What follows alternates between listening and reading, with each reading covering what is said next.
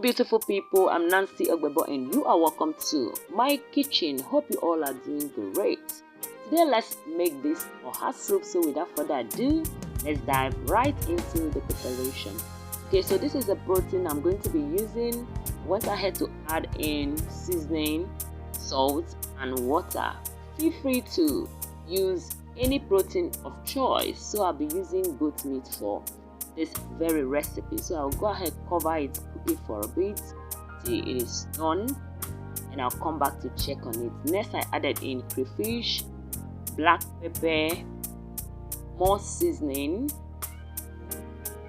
onion. So I'll stir everything together to combine properly. I went ahead to add in more seasoning, so my soup base is getting ready. Okay, so next I add in my stockfish and I'll stir everything together to combine properly.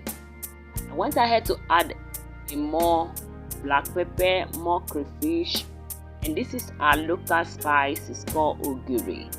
Okay, so I'll stir everything together to combine beautifully. Thank you amazing people for always coming back to watch me.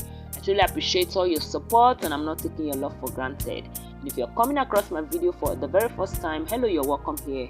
Here we make amazing recipe that you will love. Please subscribe, stay connected. Next, I added in my cow skin and palm oil, and I'll allow this to cook till the oil taste goes off. You know that taste of fresh oil.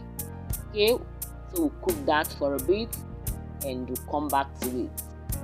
Next, I added in my Achi, which is my thickener. You can go ahead to use any thickener of choice. Okay, for this recipe I'm gonna be using Achi. Okay, so I added in more water to get the consistency I'll need, and this is the consistency I'll be going for. Next, I'll add in my oha leaf and my uziza leaf.